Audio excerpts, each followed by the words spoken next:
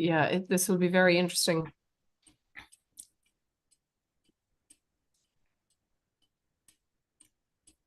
Okay, it's slowly but surely coming. Here we are. Okay, so welcome everyone. I'm delighted you joined us on this hot and humid evening. As you can see, I'm in the kitchen in the American Irish Historical Society here in New York, and we're joined as well by our sister organization, the Irish American Heritage Museum up in Albany, New York. So delighted to see some of the members up there and some of our new members down here in New York. We've been giving these talks now since 2020. And I have to say, you're not the first, Kathy, that has spoken about Tammany Hall, but this is the first talk we've given on Richard Boss Croker, who's an intriguing character. And I love the fact that you're going to redeem him. You know, he has as a lot of the Tammany Hall leaders, a lot of them have a kind of a bad reputation. But Terry Galway, one of our board members here in New York, and who has spoken at the museum many times, also has kind of redeemed Tammany, and in his book Machine Made, he makes a very persuasive case, I think, that they were quite a progressive organization and fulfilled a need for immigrants that were not just Irish, of course, here in the city, but immigrants and working class people when there was no system of social welfare. So exactly. They were, you know, quite a progressive organization. So Kathy has a hugely long and distinguished career. She's received her bachelor's degree in music education from Fredonia State University and her master's in arts education at Stony Brook. She is also an innovative creator, educator, and a composer and writer. She holds active teaching certifications from various states in theatre and music education. She has had the pleasure of studying as well as working with notables like Carrie Chapin, Peter Perrott, Sarah David Wilcox, Paul Leddington Wright, and Ted Vigil. And I kind of alluded to it there. After decades of working on her genealogy, she discovered that Richard Croker is her great-great-granduncle. So, which is actually, you'll probably just talk about it, but the family situation was kind of sad at the end of his life. You know, I think first wife maybe died, he gets remarried, and I believe his children were disinherited. So Kathy, you might fill us in on that too, it'll pop up. So I'm going to mute myself and disappear. Kathy's going to make her presentation for about, 30 minutes-ish. Those of you who are live with us online can use the Q&A or chat feature. Usually Q&A definitely works. The chat, it has been a bit awkward in the past, but we would be delighted to take questions from you guys afterwards as well. So thanks very much, Kathy, and take it away. Alrighty, thank you all for coming out tonight. Again, my book is called The Redemption of Uncle Richard Boss Croker, the Lion of Manhattan. And of course, he's been called a variety of different names, but the lion made sense to me. To take you back a little bit, but before I do that, this is kind of how the book is laid out. I talk about, and I find when I read a biography, I like to know the backstory. I like to know about their family. I like to know about where they live and how they were living, and then kind of share that as I move through the book. I find it intriguing to read. So I wanted to write a book just like that. What's the kind of book that I wanted to write? I want to write a book that is intriguing to me, that's interesting to me. I love history. That's kind of a sidebar interest of mine. And of course, ancestry. So if you notice, there's 15 chapters plus an intro and a prologue, and it goes through, and I'm going to walk this through you. I'm going to walk through this with you. His Irish roots, his passage to the United States, how they settled in New York, life in Shantytown. Once he stepped into the street gang and the political statesman, how that all happened, what his character was like. And as was mentioned before, I needed to find some redeeming qualities in him. I wasn't looking for it at first, and I did. I did find quite a few redeeming qualities in this so-called crime boss. Yes, he did rise from a young thug to a young politician. He did succeed into the Tammany leadership. I talk about family wealth, immigration, and blackmail. That did happen. His roots, what happened in the gay 90s, and his interest in, believe it or not, horse racing, as his father was very interested in that. Fortune, illiteracy, and dictatorship. That's another chapter. The Empire of the Tiger's reign. The cost of corruption and what it cost him ultimately. And then his two wives, Elizabeth and Beulah, and his children. I talk a little bit about them and their backstory, how he pursued this dream, but his ultimate exodus from the United States. And then a whole backstory of his retirement, his passing, and a twist at the end of the story. That was a shocking twist to some of the folks that have already read the book. So here we go. This book obviously is an overview of my family lineage of a very intriguing individual. I have been working on my family genealogy for dozens of years. And during the pandemic, I had a bucket of time. And also, my children had given me a DNA package for Christmas one year. And I decided to give it a try. And that's how this whole thing exploded. I met some new cousins down in Texas, and it actually helped me to find my lineage to the American Revolution, which was ultimately my focus 40 years ago, looking for that. I talk about that in the book. And so that being the case, I was compiling all of this information about Richard Croker, just starting with a simple Google search. And then from there, finding newspaper articles, periodicals, and 2 books written about him. And each book investigates his character differently. And so I felt I wanted to investigate his true life story with redemption at the helm. So as I said, the biography begins in Ireland, way before Richard and his parents immigrated to the United States. It continues through his tragedies and triumphs, both out, in and out of the spotlight. And I am a political junkie myself. I am very fascinated with the evolution of our political structure. And I have noticed how the structure in many respects have modeled the past as well as changed very little from the designs of the formative Tammany bosses.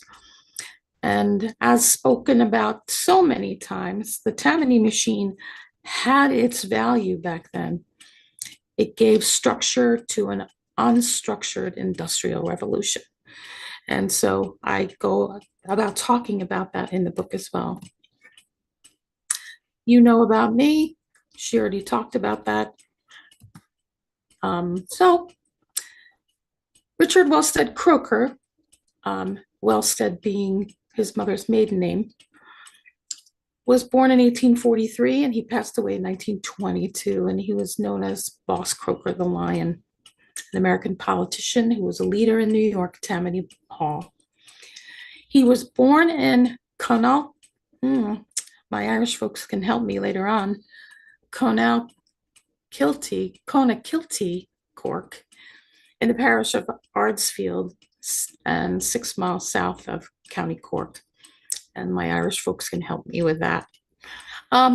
He was the 3rd son among 3 sons and 2 daughters of Ira Coote Croker, who was an army officer and a veterinary surgeon. And his mom was Florence Croker. Ira Coote Croker was the son of Brigadier Major General Croker, Henry Croker of Quartertown, and his mom, Harriet Dillon.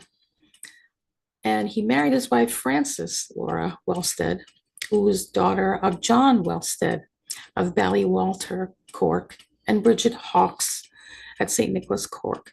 The reason I talk about this is because this whole backstory that I write about in the book about his incredible past and the family, how devoted, how patriotic, and how monumental his past, his parents and his grandparents were over in Ireland.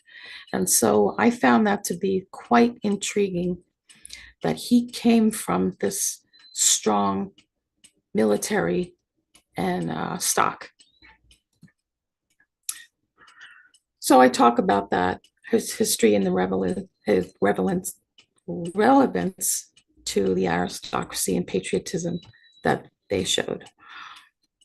And I love pictures, and so it was nice to be able to incorporate some photographs and illustrations all through my book as well. Eyre and his wife had 5 sons, right? Oh, Henry had 5 sons, Eyre being one of them. And again, I talk about he was appointed brigade major of yeomanry, and he held that position for 30 years. As I said earlier, you can already see a pattern of patriotic diplomacy in the lives of his ancestors. It was in 1846, when Richard was just 3, that his parents decided to make the trip and book passage on the Henry Clay from Cork Harbor to New York. I have been to Ellis Island, and I can't imagine what life was like back then, coming over from with small children, having nothing, and then trying to start a brand new life here. Can't even understand it. Can't wrap my head around it. It was their hope that they would give this new country a new generation of optimistic and eager rail workers, farmhands, housemaid soldiers, and maybe a few politicians. He didn't originally expect to make his home in New York, because once he got there, he found an absence of police, a lot of crime, a lot of street gangs, and no formal drunkenness, prostitution, and no organization, and no plan for all these immigrants. No plan. There was nobody running the ship. And however, there was a runner when he arrived in New York Harbor. He had menacing intentions, however. He made his acquaintance. He lured the family, promised faithfulness, housing, carrying their bags, and he settled them into a grimy house where his new runner friend left him and his family. He was able to secure, just in a few days, a residence more appropriate and a decent place to call home. Unlike Richard later in his life, diligence, they were considered law-abiding citizens and diligent and respectful. They were then in Ireland, and they were here in the United States. His mom was a lady of culture and refinement. She lived her faith in truth and grace. As I say in the book, redemption is simply one aspect of the Croker lineage. Richard's parents choosing to live a good life here in the United States rather than a tumultuous one back in Ireland. And like I say, I talk about that in the book, why they moved, what was going on in Ireland back then, and what was the driver for them to move. He was a forgotten man until Mayor John Lindsay, who I was alive for, where he kind of demolished Tammany Hall. He was the man that did that. However, with a few variations, Richard Croker's life and time has always been presented to us as a rise to success, but a notice for his mob boss leadership for Tammany Hall. I found that these versions appeared in just a few books written about him, as well as some periodicals and newspapers, and they always depicted him as the monster of Manhattan. There was always these myths surrounding him. his unscrupulous interactions in politics, his estranged wife, his honest graft favors, his rags to riches, to demoralization and back to riches, have pretty much been enshrined in these books and articles I've read. But I found through my research that other biographers have overlooked many aspects of my Uncle Richard, including his finances, his patronage to Tammany Hall and to the church, his good nature, his prosperity in politics, his even keel, and his many friendships during his lifetime, big name friendships. Compared to his depiction by many authors, Croker appears more than not a crook, a true son immigrating with his hard-working parents to the New World from Irish roots, was primarily interested in making an honest difference in society, as his parents taught him. I do, in the book, provide credible evidence that Croker earned a well-deserved living early on. Yes, he had a few vices he liked to spend his money on. Who doesn't? And other than his younger days, never really close to destitution. During his darkest years, after wrongly being accused of killing a man, believe it or not, he was able to pull himself out of those depths of ruin and rebuild his life. Again, quite the crime story. And I feel it is my plight as his ancestor to explore his story and dig deep and find those redeeming factors.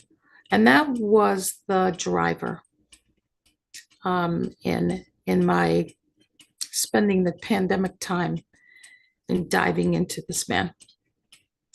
I start the book in his life in Ireland, and then his moving to Shantytown, his young life building respect and trust with Tammany, his values, his morals, his incredible wealth and power, the murder, his indictments, and of course, the end of his life, his two wives, his children's unfortunate circumstances, and the twist at the end of the book. So there's anybody that's interested in ancestry, anything Irish with a focus on US immigration, anything about politics, political machine, regardless of what lane you're in, although he's Democratic, matters not. There was political honest graft going on in both lines. And so he just happened to be in the Democratic Party, and his main lean was the Tammany Hall. Okay, and that's where my book is available, NFB Publishing here in Buffalo, New York, and of course Amazon and Barnes and Noble. I need to tell you about this picture because this picture is taken obviously in 1914. Now, those of you that know a little bit about the Strauss family, he's just one of the notables that Richard had stand up for him at his wedding with his second wife, Beulah. Nathan Strauss, as you know, or if you don't know, he was co-owner of Abraham and Strauss and also Macy's. Along with that, quite the philanthropist as well. So Richard's best friend, bringing him to stand up for him at his second wedding to Beulah. And if you do your research on Nathan Strauss, he did so much philanthropically for the unfortunate, and he's well commended. So Richard carried himself, he carried himself around prominent people that made a difference.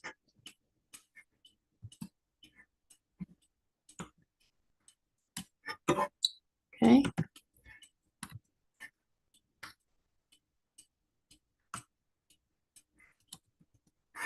Are you done, Kathy, or? Am I finished? Okay, maybe that's No, you were not finished. I was hoping you were going to continue. Was that your last slide? No. No, I don't think so, but for Oh some. yeah, good. Keep going, sorry. Yeah, but I don't understand why it's not going.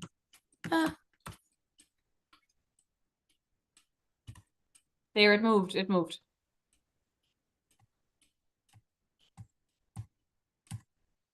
Okay, I guess I did them all.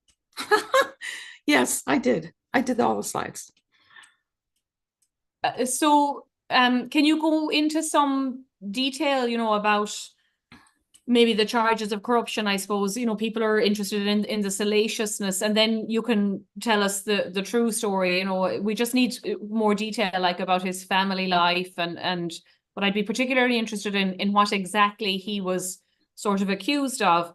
And maybe if your research showed that some of that was like an anti-Irish bias, or there were other forces in the city at the time who were maybe jealous of the power of Tammany Hall. He's the third, generation, if we look at Boss Tweed and honest John Kelly. So what was going on in New York politics that made Tammany, and particularly Boss Croker, such a target?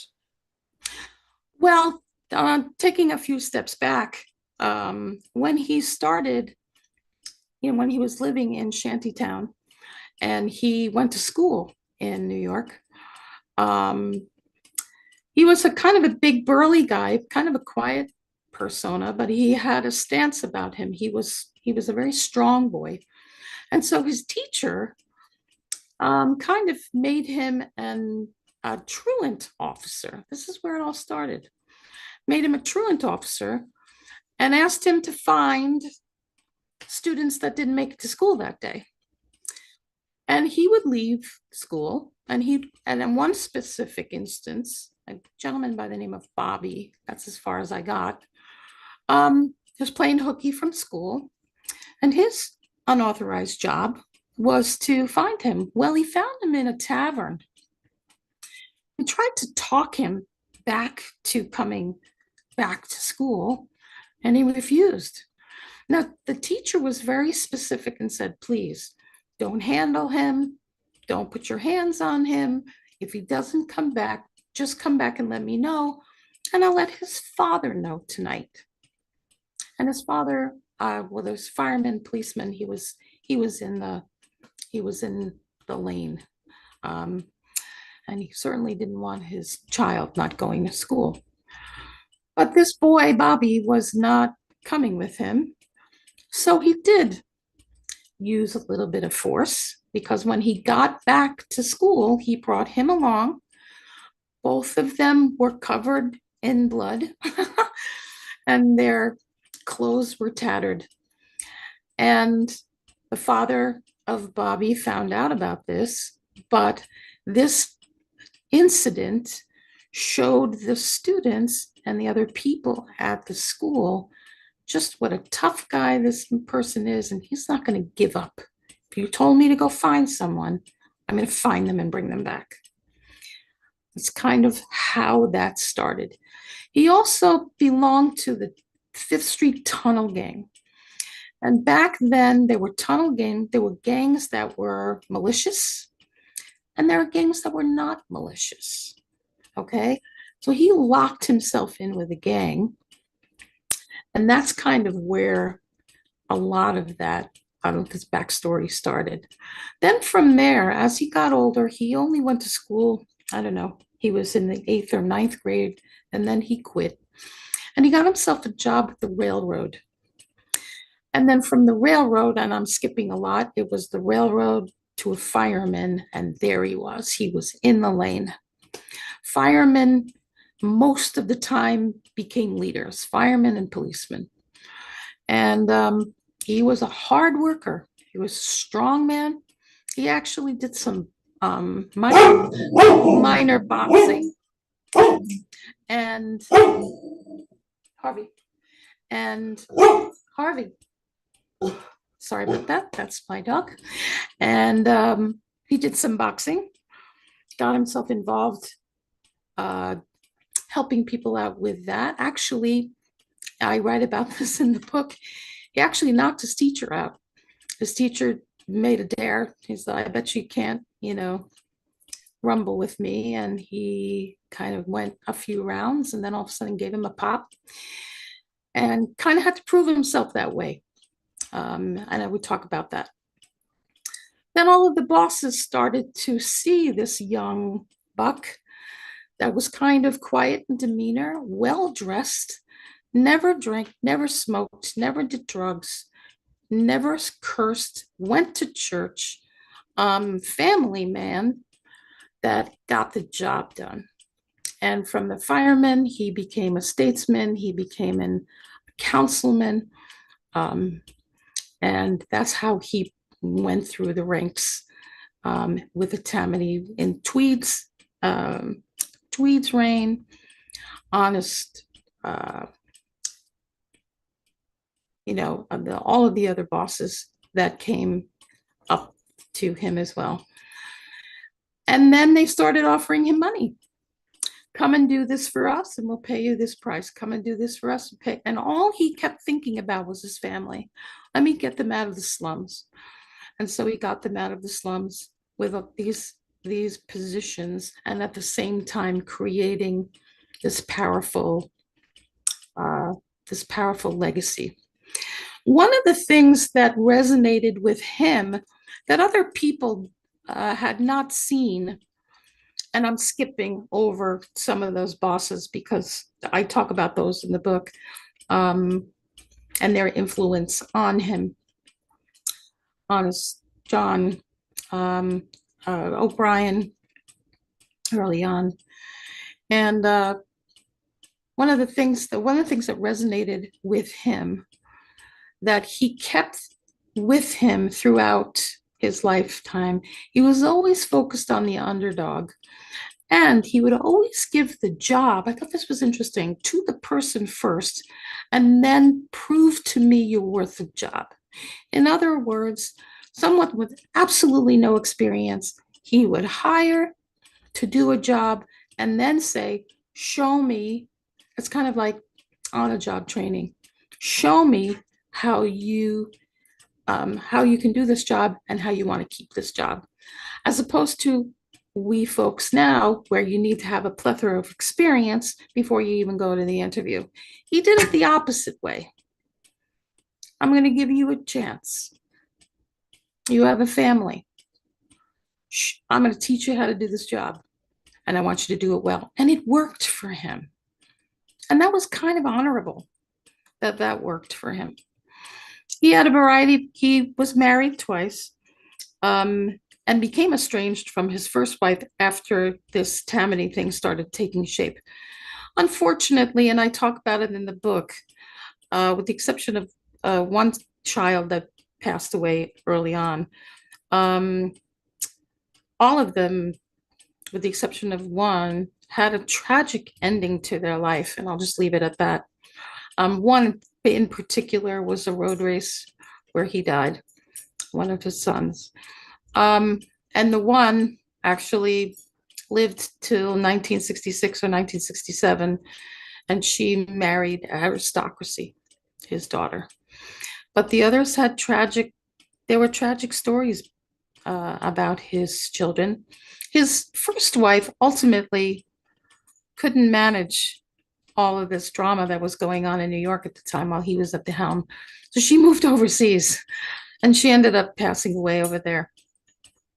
The same year that she passed away, he remarried this Beulah, who was a Native American singer, songstress, early politician, suffrage, I would say. And she came from Native American aristocracy, which I go into detail with in the book. At this point in his life, he owns 4 or 5 homes. I have them listed in the book as well. Glencairn is one of them, the one down in Palm Springs, and one in England, one in Ireland. When he finally decided to retire after back and forth on the boat, leaving and coming back and leaving and coming back, he finally left and put his money into the horses. And one of his horses won the Derby. So he was considered a winner. However, his reign to wanting aristocracy never really made it, because everybody kind of looked at him as the Tammany boss. And so I'm not going to tell you about the twist at the end. Going to leave that hanging. But again, a really intriguing and colorful character with a lot of redeeming qualities. Let's just put it that way. And Kathy, how did he get on in Ireland? I mean, you were saying there he lived, or he had houses kind of across in England and Ireland, and maybe came back to America too. But did he settle in? Do you think he lived in Dublin in almost a kind of a manor house? It's far from Cork. That's right, very far from Cork. And there was in my research, I found all redeeming support of him moving back to Ireland. He was able to do horse racing. He was able to get prominent folks to help him train and raise the horses. He was focused on that. That was his main focus. And he was able to find the folks in Ireland that were able to give him that opportunity. He was very happy over there. He actually would retreat over there many times when things got hot. And there were 3 indictments that he went through, and one ICE situation, that's all I'll say, when things got tough, he took a boat overseas. And that's what I found in my research. And when it got hot, he got out of the kitchen. And they welcomed him with open arms. Let's just put it that way. And so I suppose, the same question kind of goes for England. I wonder, he must have kind of run into some of the same attitudes here, this kind of Catholic Irish New Yorker who had come, as you said, like not for money, and then, inherited a lot. So in America, as we know, in the Gilded Age, kind of there was a lot of distaste, for the nouveau riche, or this new money. The Astors didn't speak to the Vanderbilts. Do you think he kind of encountered a similar attitude in England to the fact that not only was he Irish, but he was Irish American, Well, and they talk about it at the Derby race when he won. As you know, at the end, they walk the winning horse, in front of the king. Yeah. And he didn't get a nod from the king. Wow. Yeah. Dropped mic. That tells you where he is on the totem. Yeah. Right? So I was like, oh, you won? Okay, I just won't make a move. So like I said, he wanted that aristocracy support, but did he ever really get it in England? Yeah. Not from the king. Right. However, I did speak to another cousin who's alive, and he shared with me, along with another historian, he says, do you know that Richard Croker was like Kennedy here? Wow. I said, no. I said, yeah, they were like the Kennedys. And then once I started pulling these pictures, and there's so many, but that's why I put that one picture of Nathan Strauss up, because he did center himself around aristocracy. And as you know, they didn't have social media back then. The only social media they had was newspaper. And so newspaper articles about this, newspaper articles about, his niece getting married was my grandmother, right? That's how I found my heritage, which was kind of fascinating. And then all of this artwork through all of these newspapers, these artists that would depict him in the cartooning, the political cartoons that came out of that time period. So, and Kathy, did your family talk about him? Like, did your nana or your mom tell you stories? No. Was it because he was seen as a black sheep, or because there had been kind of a falling out emotionally from the family, like separate from the PR? Well, my father it's my father's line, right? The Caton line. And it was his mother. And we never talked about his mother's link. We knew about his dad, but we never knew about his mom. And it wasn't until I was doing that ancestry research that I found she was the link to Brigadier John Meade, down in Connecticut in George Washington's army, I was able to get an application with the Daughters of the American Revolution Mhm. because of that link. It was his Mhm. mom who nobody had talked about. Mhm. She kind of disappeared, Wow. and we only knew about his father and not his mother. My Mhm. father was ultimately pseudo adopted by his aunt and uncle when he was a teenager, along with his sister. And so it was not something that you discussed. Yeah. Wow. And that's just the way it was. Mhm. Mhm. And of course, then with him went the story, you Yeah. know. And Yeah. so I had to find the story myself. Mhm. And that's how I was able to find her and then find her mom, a wannabe debutante Yeah. who kind of tossed her kids out, which was not nice. Mhm. Never really found her way. Mm. And my Aunt Ellen's middle name is named for her. Mm. Her name was Grace Warren. And she was in the newspaper all the time. Mhm. She was arrested. She threw her And kids you said out. she was Croker's niece. Yeah, Okay, yeah. Hmm. she was my great grandmother. Okay. Yeah. And so, I mean, her story sounds as fascinating as his in a way. That's going to be the next book. Well, after I finished this book, I found more. Oh, As uncover, heck, I just found yeah. more and more little tentacles of this and little tentacles of that. Hmm. And it must be fascinating, like to come to such I mean, I think even people that don't maybe know the name Boss Croker, like they've seen some of the anti-Tammany cartoons, the one that we put on the cover for this event features Croker, so how did you feel as someone, who now discovers she's related to him, to see this guy like depicted in nasty cartoons of its day, whether or not they were accurate is one thing, but it must feel weird to realize, my God, like this is someone in my family. My father had told us that there was some kind of criminality in our family, Oh.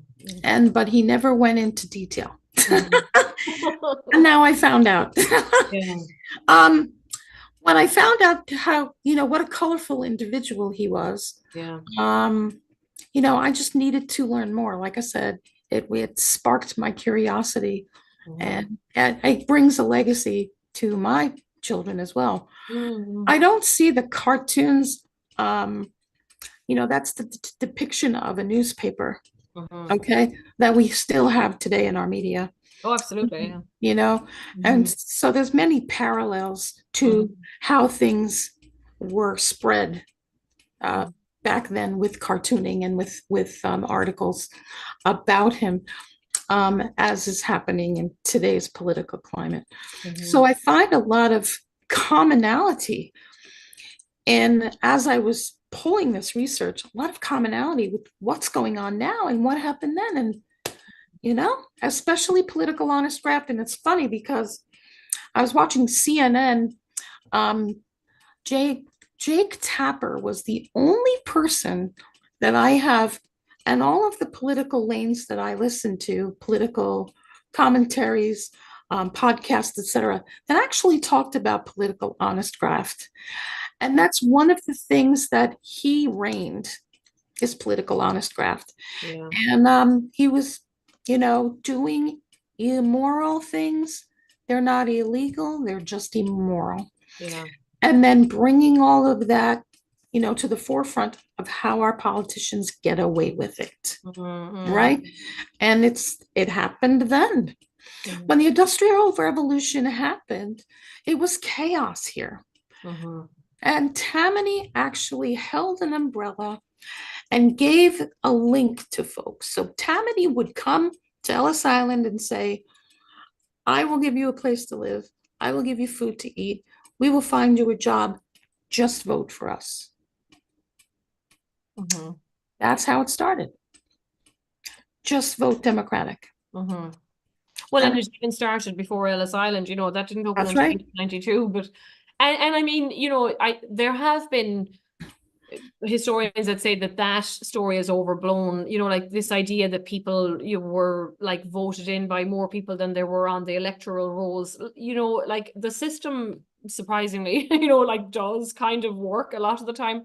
But it's fascinating to think we're coming into those kind of, you know, elections and Yes. files and counting and registers and who can vote. Like, you know, you had to establish, and I mean, I think it was probably easier because I always find Irish Americans are quite funny, like, oh, my people came in the right way, or but no, and there was no way to come in really, you know, like it's not like you couldn't fudge your paperwork in the 1880s or the 1850s when there was no paperwork, you know. So like I think we should be more mindful of that, like that actually you could easily lie about, you know, you had to pretend you were here for 5 years, but if you knew somebody down in the district office or whatever it was, you could, you know, claim that you lived here for That's 5 years. right. And of That's course, right. women didn't bother or couldn't vote, so they're not registering, you know, and so I think, you know, sometimes it's overblown, but sometimes we Irish Americans forget that we were also beneficiaries of a system where it was quite easy to like, you know, Mhm. expand the rules, you Yes. know. Yep. I Yeah. agree. I agree.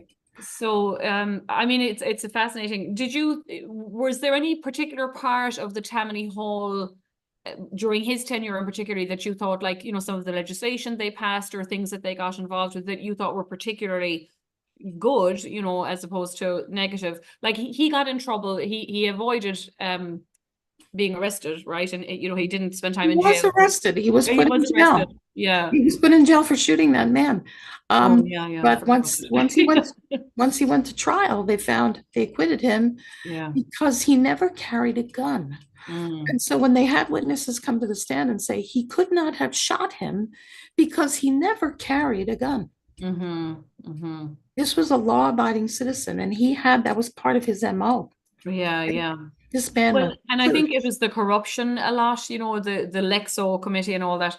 Um, the so Lauren says the 1880s and 90s were marked by a great amount of labor unrest. Yeah, and that's what I was kind of alluding to. Did you come Right. across any information about his involvement in Tammany's response to this unrest? And if so, what did it reveal? Uh, well, all of those investigations, um, they were spot on, Mm, but he got off, and that's the Democratic um, way. mm-hmm, Um, he was investigated for uh, the ICE situation, which is holding ICE hostage back then. mm, ICE was a commodity, um, and he played games with that. So that says in the books I've read, yeah, right. right? And it's called the ICE scandal.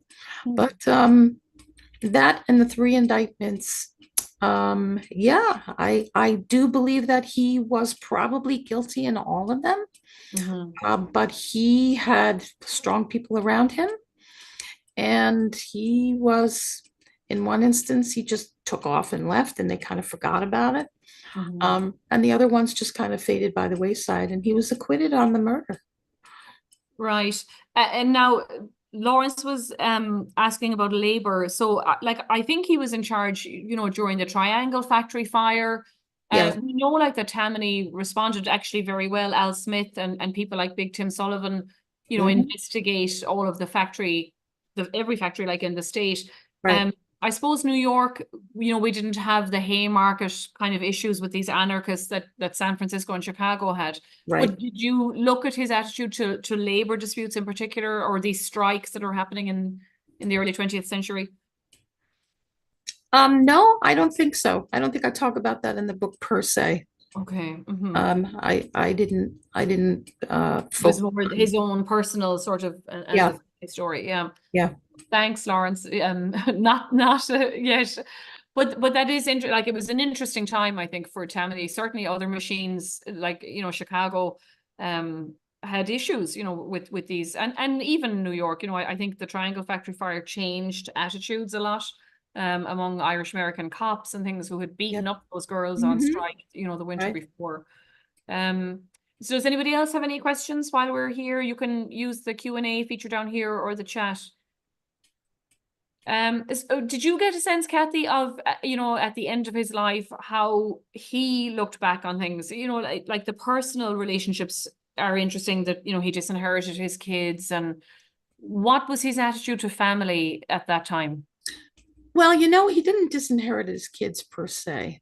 Okay, After he passed away, his Beulah was his wife, the right? second wife, yeah. So she supposedly gets, he writes his will. He Mm. doesn't put any of the children in his will. Actually, one child gets a portion because she stayed in touch with him, Yeah, I read that. right? Yeah. And so the family fought her, and to the point of destitution. I mean, she became a very poor woman, losing pretty much everything, and just went absolutely wacko bonkers, and took the rest of the money and she was looking for pirate treasure. So she went from aristocracy, beautiful opera singer, aristocracy in the Native American culture, suffragette, you know, strong political strength down in Mhm. Palm Beach, to going on boats looking for buried treasure and having nothing Wow. to say for herself, Yeah. right? So that's the tragedy. I go into that pretty much into detail with that.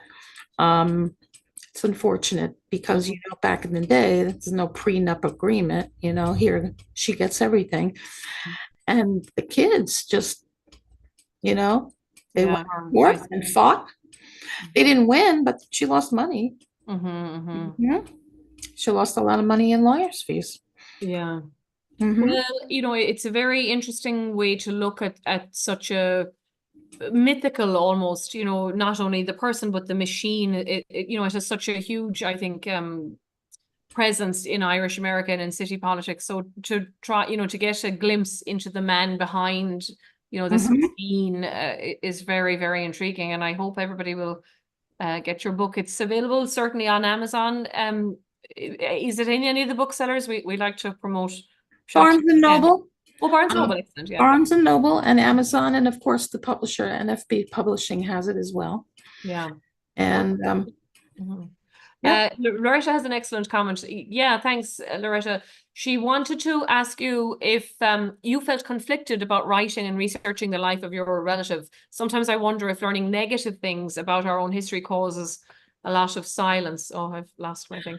I had enough silence in my family. It was time to explore the truth. Yeah. I was tired of the no, don't talk about that. No, don't talk about that. I want to know my backstory so that I can bring that to my family, good, bad, and indifferent. I want to know its Mhm. legacy, you know? And like I said, I knew that there was some drama Yeah. in my father's side of the family. And, it wasn't Well, and until, it's not a reflection on you guys today. I mean, who no, knows what any of us would do given the opportunities he was given. I love the phrase even honest graft, like it's, an implied contradiction in terms, but George Washington Plunkett's little book, that's right. is so funny, yeah. Um, Loretta says, would you have any advice for other family researchers, whether they're, going to publish their findings or not, of course, but how difficult was it to dig in and get at sources and things like that? Well, when I started, I don't know, 40 years ago, there were no sources. Mm, We just got computers back then.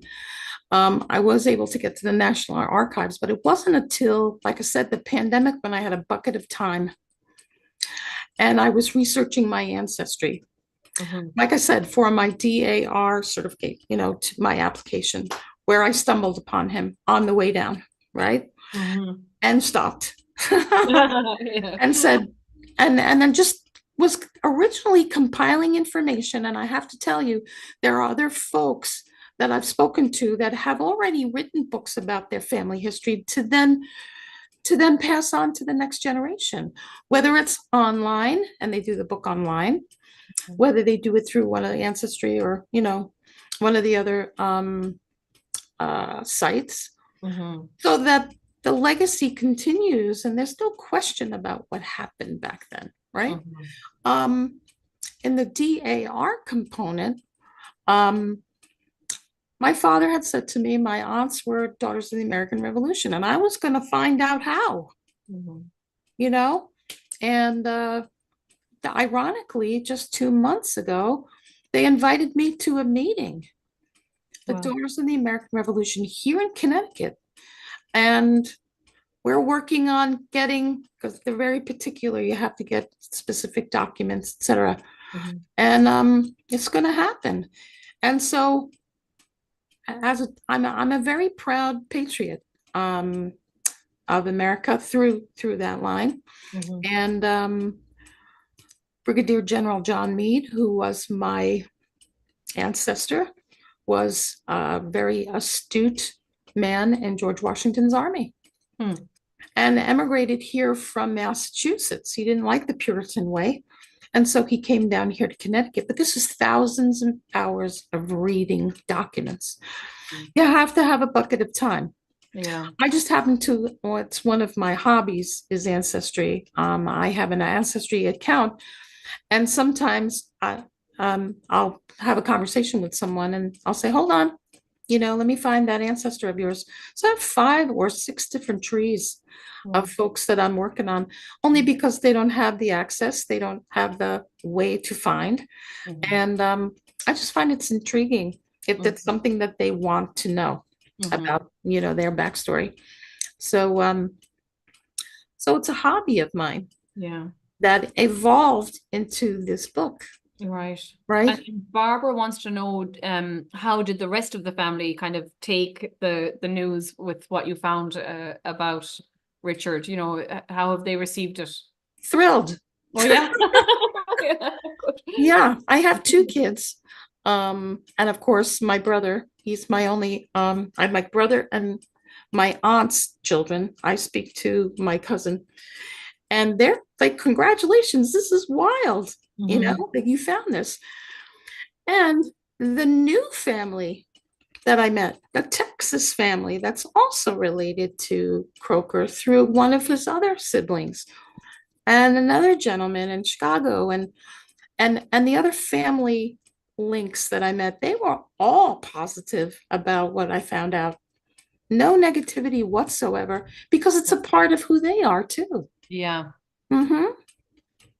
Well, I think this was absolutely fascinating. As I say, you know, it's intriguing to get the personal story behind such a myth. And I hope, you know, other people have skeletons in their closet that they're not afraid to share. Yeah, and I Yeah. think I had a historian in New York City read this, and I have his review in my book.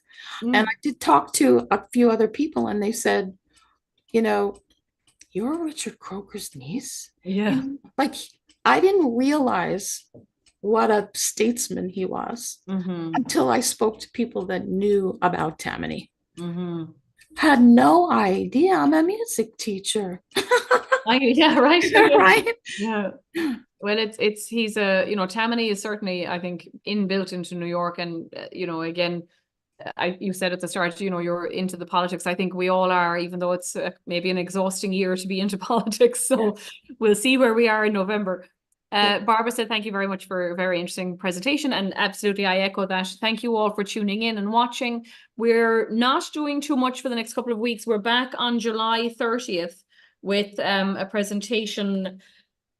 Ooh, I forget what it is. I think it's about Ireland and 1776. It is. It's the Irish kind of contributions to the revolution and the War of Independence. So we look forward to seeing you then. And we're, yes, Loretto, hopefully see you. We're in also talks, you know, to start. We are open for tours in here, but we're hoping to have some exhibitions open. So we'll update you on that as that happens.